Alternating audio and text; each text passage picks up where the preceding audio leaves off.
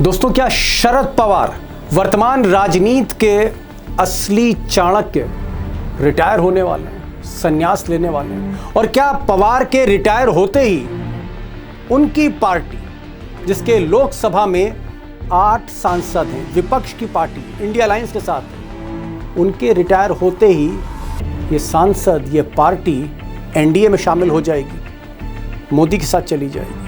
और खबर तो ये भी आ रही है कि शरद पवार की बेटी जो सांसद हैं, उनको मिस्टर मोदी ने खुला ऑफर दे दिया है कि आप एनडीए में आइए, बदले में आपको कैबिनेट मिनिस्टर बनाएंगे।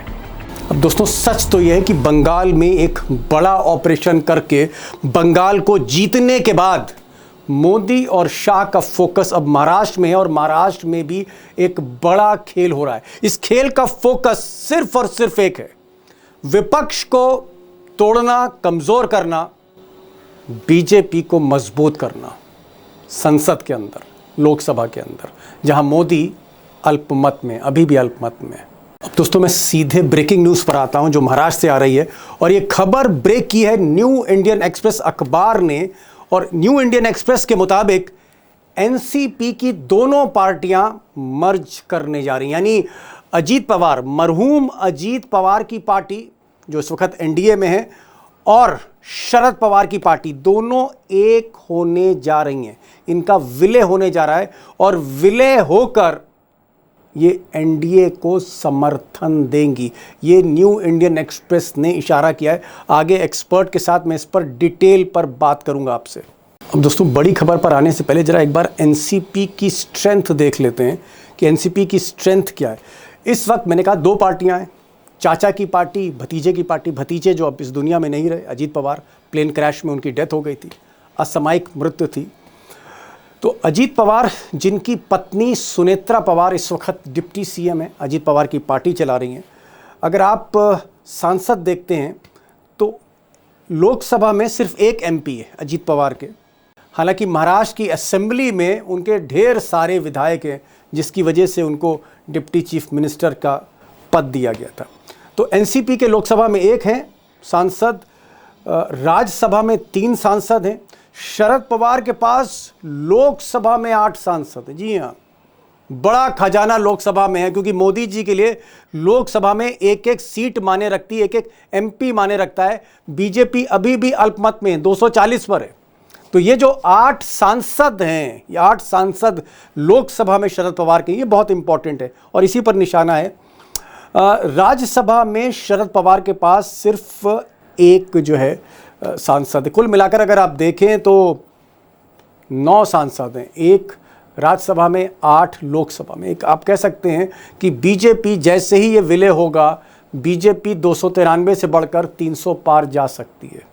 अब दोस्तों, मोदी हों या फिर अमित शाह हों, ये जो गुजरात लॉबी है, ये बिना फायदे के एक कदम आगे नहीं बढ़ाती है। और फायदा तो आपको दिख ही रहा है कि 8 सांसद हैं लोकसभा में, और एक सांसद की मोदी को ज़रूरत है अल्पमत में, और इसीलिए बेटी को मंत्री बनाने का ऑफर दे रहे हैं। लेकिन इससे भी बड़ी खबर ये है कि ये जो मर्जर हो रहा है, ये जो 2 पार्टी एक हो रही हैं, इसके पीछे आधार क्या है? और इंडियन एक्सप्रेस लिखता है, न्यू इंडियन एक्सप्रेस ने अपनी खबर में लिखा है कि कुछ दिन पहले शरद पवार ने अपनी बहू, यानी भतीजे अजीत पवार की पत्नी, जो इस वक्त डिप्टी चीफ मिनिस्टर हैं, इनको घर पे बुलाया। साथ में इनके दोनों राजनीतिक पुत्र भी थे, वो भी साथ में थे, और साथ में वहाँ पर शरद पवार की बेटी भी बैठी थी, सुप्रिया सुले भी थी।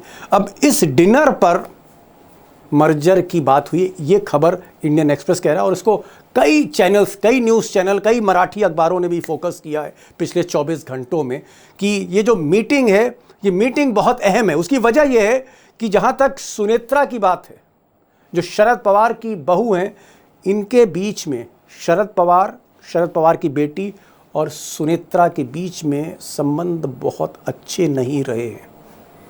ससुर और बहू वाले, सास ससुर बहू वाले संबंध हैं। लेकिन इस बार दोनों के बीच में जो आप कह सकते हैं नज़दीकियां बढ़ रही हैं, उसका सिर्फ और सिर्फ एक ही आधार है कि कुछ बड़ा होने जा रहा है, पार्टी मर्ज करने जा रही है। आगे मैं इस पर और विस्तार से बात करूंगा।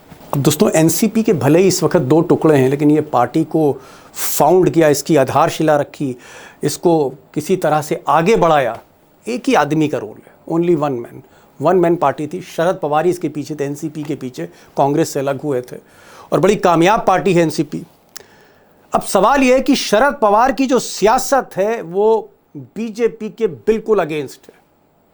सेकुलर पॉलिटिशियन, इसमें कोई शक नहीं है। सवाल इस बात का है कि ये जो सेकुलर सोशलिस्ट पॉलिटिशियन है, जिसे कुछ लोग पितामह भी कहते हैं महाराष्ट्र की राजनीति का, चाणक्य भी कहते हैं, क्या बुढ़ापे में, उम्र के आखिरी पड़ाव में क्या शरद पवार मोदी में हो जाएंगे, आरएसएस में हो जाएंगे, बीजेपी में शामिल हो जाएंगे, या फिर कुछ और होगा? यही सवाल मैंने इंडियन एक्सप्रेस के जो ऑथर हैं, जो पत्रकार हैं, जिन्होंने खबर ब्रेक करी, शरद पवार पे किताब भी लिखी, बहुत करीब हैं, मैंने ये उनसे भी पूछा तो उन्होंने कहा नहीं, ऐसा नहीं होने जा रहा है।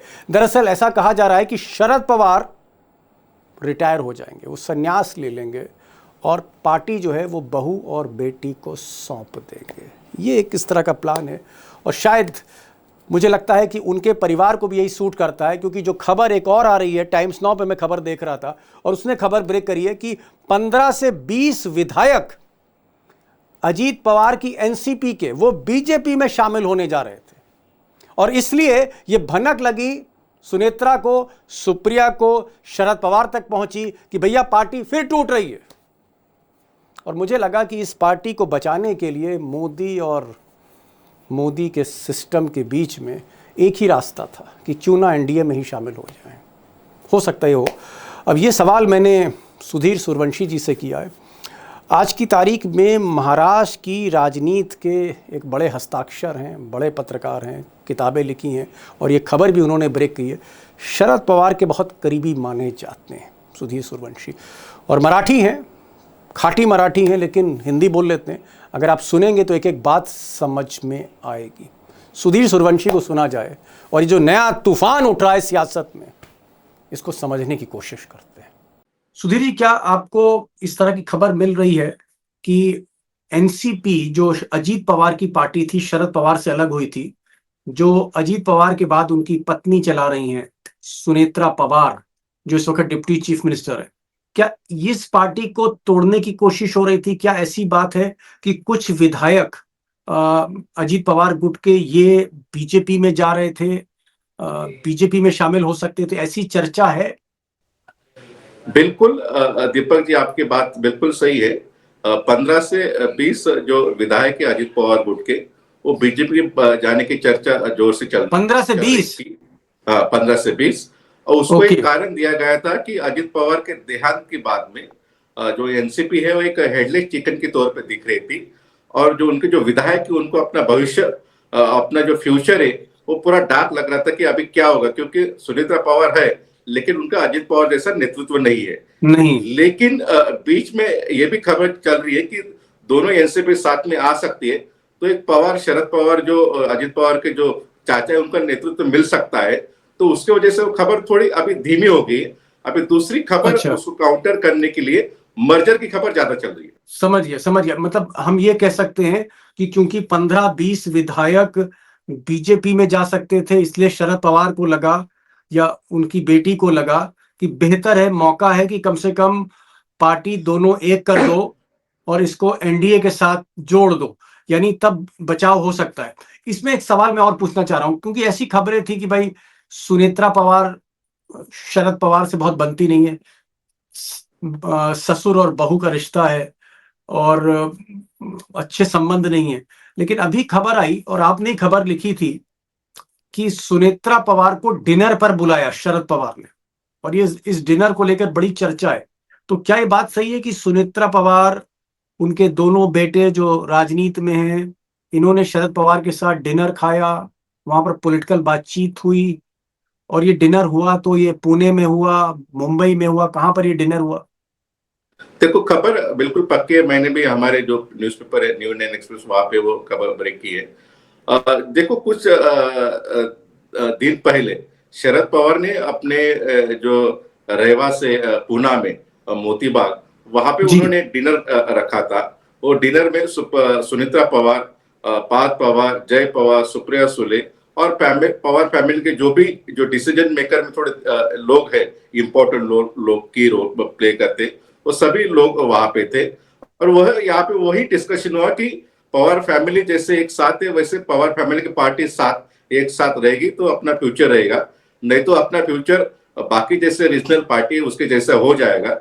इसलिए साथ में रहना ओके, जरूरी है। और वही बात साथ में। सुनेत्रा पवार को भी कन्विंस हुई, उनके बेटे जो पहले थोड़ा रिलेक्टेंट थे वो भी कन्विंस हुए।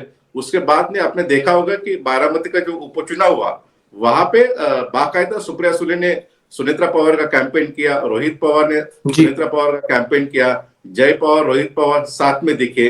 तो इसलिए जो खटास थी दोनों पवार फैमिली में, वो खटास अभी बिल्कुल ऐसी नजर नहीं आ रही है। जो शरद पवार और सुनीता पवार में जो खटास थी वो भी बिल्कुल नहीं नजर आए। बाकायदा ओके, दोनों में एक आइस ब्रेकिंग की तरह चीजें चल रही है। एक बार वो आइस ओके। ब्रेकिंग हो जाएगा तो अलग तरीके से पॉलिटिकल रीअलाइनमेंट महाराष्ट्र में एक बार देखने को मिल सकता है। मतलब आप कह रहे हैं कि जो रिश्ते थे जिस पर एक तरह से बर्फ जमी हुई थी, वो बर्फ पिघल रही है। और सुनेत्रा पवार जो अजीत पवार की पत्नी है, इस वक्त डिप्टी चीफ मिनिस्टर हैं, और दूसरी तरफ सुप्रिया सुले जो शरद पवार की बेटी, इकलौती बेटी हैं, इनके बीच में अब संबंध ठीक है, बातचीत हो रही है। क्योंकि मुझे तो ये याद आ रहा है दोनों चुनाव लड़ी थी एक दूसरे के खिलाफ। तो क्या अब बातचीत हो रही है नंद और भौजाई में, भाभी में? बिल्कुल बातचीत हो रही है। और दोनों ने एक सुप्रिया सुले ने उनका बाकायदा कैंपेन भी किया बारामती में। ओके, और दूसरी अहम चीज मैं आपको बताना चाहता हूँ, सुप्रिया सुले ने यह भी डिक्लेयर किया नेक्स्ट टाइम कोई पवार फैमिली का आदमी बारामती लोकसभा में खड़ा रहता है तो वो चुनाव नहीं लड़ेगी, क्योंकि वो नहीं चाहते कि बारामती में Pawar against Pawar fight okay. दोबारा देखने को मिला। वही बात जो योगेंद्र पवार जिन्होंने अजित पवार के अगेंस्ट में स्टेट असेंबली का चुनाव लड़ा था, उन्होंने भी वही बात की, पवार अगेंस्ट पवार अभी बारामती में आपको देखने को नहीं मिलेगा। इसका मतलब फैमिली में कुछ तो भी एक ठीक है, कंसेंसस क्लियर हो गया है कि कंसेंसस हो गया है कि पवार अगेंस्ट पवार नहीं चाहिए, पवार एक साथ चाहिए अपने को सर्वाइव करने के समझ लिए, गया। थोड़ा एक्सपांड करने के लिए। सरवाइव करने के लिए और मोदी शाह के दौर में अगर आपको सरवाइव करना है तो सबसे पहले परिवार को एकजुट होना पड़ेगा। परिवार एकजुट नहीं है तो बिखर सकता है, और यही शायद एक कारण है। लेकिन मैं आप सबसे बड़े सवाल पर आ रहा हूं, सबसे इंपॉर्टेंट सवाल पर। शरद पवार जो पितामह हैं आज की तारीख में राजनीति के, और उनसे सीनियर, उनसे बड़ा चाणक्य कोई है नहीं। लेकिन ये भी बात सही है, बीमार रहते हैं, उम्र बहुत ज्यादा है, उम्र का असर दिख रहा है। शरद पवार जिन्होंने हमेशा हिंदू मुस्लिम की राजनीति से अलग हटकर सेकुलर पॉलिटिक्स करी, धर्मनिरपेक्ष राजनीति करी, मुस्लिम को भी साथ लेके चले, मराठियों को भी साथ लेके चले, हिंदी भाषियों को भी साथ लेके चले। शरद पवार की जो राजनीति है और मोदी की जो राजनीति है वो तो पूरा पश्चिम है। तो क्या शरद पवार अपने उम्र के आखिरी पड़ाव में मोदी के साथ चले जाएंगे जब पार्टी एक होगी, या शरद पवार कुछ और सोच रहे हैं? क्या वो राजनीतिक संन्यास ले सकते हैं? क्या वो घर पर बैठ सकते हैं? मतलब शरद पवार जब ये पार्टी एक होगी तो उनकी क्या भूमिका होगी? क्या शरद पवार मोदी के साथ चले जाएंगे, जो हमेशा मोदी का विरोध करते रहे, उनके खिलाफ उनकी राजनीति रही? देखो उसमें दो तीन चीजें, दोनों एनसीपी साथ में ही और दोनों एनसीपी साथ में आने के बाद में एनडीए का पार्ट होती है। हमने देखा है कि चंद्रबाबू नायडू और नीतीश कुमार जैसे सेकुलर मानने वाली पार्टी भी एनडीए के साथ में। तो पवार जो अजित पवार की पार्टी सेकुलर प्रोग्रेसिव आइडियोलॉजी मानने वाली पार्टी पे, तो शरद पवार की पार्टी भी जा सकती है, लेकिन उसमें शरद पवार नहीं रहेंगे। उसमें okay, Sharad Pawar step down कर सकते हैं, पॉलिटिकल जो संन्यास है, राजकीय संन्यास ले सकते हैं। और जो अपनी कमान है, पहले वो कमान अपने भतीजों को सौंपने की जो चर्चा चलती थी, लेकिन अभी चर्चा ऐसे कि जो अपनी कमान है वो अपनी बेटी सुप्रिया सुले और अपनी जो बहू है सुनेत्रा बहु, पवार, दोनों महिलाओं के हाथ में वो सौंप सकते हैं। और राजनीति से संन्यास लेके दोनों को कह सकते हैं कि आपको आगे पार्टी चलाना है। उसके साथ में पार्थ पवार रहेंगे, जय पवार रहेंगे, रोहित पवार रहेंगे। ये तीनों चारों मिलकर उनको दोनों पार्टी का भविष्य तय करना पड़ेगा। Okay, okay.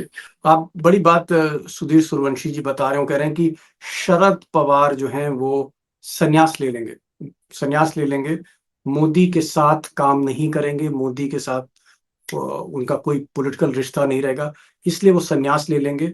पार्टी अपनी बहू को दे देंगे, बहू वैसे भी मोदी जी के साथ है, इस वक्त उप मुख्यमंत्री हैं महाराष्ट्र में, तो बहू को दे देंगे पार्टी, अपनी बेटी को दे देंगे, और वो संन्यास ले लेंगे।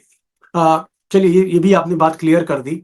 ये बताइए कि क्या आपको लगता है कि अगर ये बार्गेन होगी और एनसीपी फिर से एक हो जाएगी, फिर एनडीए में चली जाएगी, मोदी जी के साथ आ जाएगी, तो क्या शरद पवार की बेटी को मोदी जी दिल्ली में मंत्री बना सकते हैं? इस तरह का ऑफर मिल सकता है? ऐसी कोई आपको खबर मिली हो? बिल्कुल बना सकते हैं कि मोदी सुप्रिया सुले को अपने कैबिनेट में मंत्री बना सकते हैं। 2017 में भी ये बात छेड़ी थी। 2014 में जब एनसीपी ने जो अनकंडीशनल सपोर्ट डिक्लेयर किया था बीजेपी को, जो पहली बार सत्ता में आई थी, उसी टाइम में ऐसे भी था कि कुछ दिन बाहर बैठने के बाद में पावर में बैठ जाएंगे। उसी वक्त सुप्रिया सुले का भी नाम चला था कि उनको कैबिनेट मिनिस्ट्री मिल सकते हैं। ये बिल्कुल मिल सकते हैं। और आपको भी पता होगा दिल्ली सरकार में सुप्रिया सुले के जो कुछ दोस्त थे वो भी बीजेपी में काफी बड़े पैमाने दोस्त थे। तो मुझे नहीं लगता इंडिविजुअल लेवल पे उनको कोई असहज चीज होगी। आइडियोलॉजिकल लेवल पे कुछ हो सकता है, लेकिन जब वो लॉन्ग टर्म देखेगी पार्टी का भविष्य, खुद का भविष्य, उसमें कुछ भी कॉम्प्रोमाइज हो सकता है। जैसे हम कहते हैं कि politics is art of all possibility, कुछ भी हो सकता है। जी जी सुधीर जी, काफी काफी बड़ी बड़ी ब्रेकिंग न्यूज दे दी। सबसे पहले तो शरद पवार रिटायर हो सकते हैं और उनकी पार्टी शरद पवार की एनसीपी और अजीत पवार की एनसीपी एक हो सकती हैं, और एक होने के बाद एनडीए में आ सकती हैं, मोदी के साथ आ सकती हैं। महाराष्ट्र में वो मोदी के साथ हैं, दिल्ली में भी मोदी के साथ आ जाएंगी। 8 सांसद हैं। मोदी इस वक्त अल्पमत में, उनको समर्थन की जरूरत है, तो एक समर्थन मिल जाएगा। दूसरा, शरद पवार की बेटी को दोस्तों मिनिस्टर बना सकते हैं, कैबिनेट मिनिस्टर मोदी जी बना सकते हैं। और तीसरी बड़ी बात यह है जो कि सबके पीछे का कारण क्या है? कारण यह है कि अजीत पवार की जो पार्टी थी जिसमें तकरीबन 40 विधायक हैं, उसमें से कई विधायक, ये कह रहे हैं 20 विधायक से ज्यादा बीजेपी के संपर्क में थे, टूट के जा सकते थे 2029 की एक नया समीकरण बनाने के लिए। और ये चीज कहीं ना कहीं शरद पवार ने भांपी। उनको लगा कि पार्टी फिर ना टूट जाए, एक बार टूटी दोबारा ना फिर टूट जाए और तीसरी बार ना टूट जाए, इसलिए उन्होंने सोचा कि क्यों ना मैं संन्यास ले लूं और बहू और बेटी और जो उनकी पार्टी है वो एक रहे, बीजेपी तोड़फोड़ ना करे, तो बीजेपी के साथ ही चले जाएं। और ये एक बड़ा डेवलपमेंट है। और अगर मैं कहना चाहूं, इंडिया अलायंस के लिए खबर अच्छी नहीं है। इंडिया अलायंस के मजबूत पार्टनर शरद पवार अगर वो अलग होते हैं, संन्यास लेते हैं, पार्टी अलग होती है, तो इंडिया अलायंस के लिए अच्छी खबर नहीं, विपक्ष के लिए अच्छी खबर नहीं। हो सकता आगे चल के उद्धव ठाकरे भी कहीं ना कहीं इसी तर्ज पर वो भी बीजेपी में फिर से सपोर्ट दे दें, एनडीए में शामिल हो जाए। सुधीर भाई, आप आए, बहुत बहुत शुक्रिया। Thank you so much for joining this programme. Thank you so much.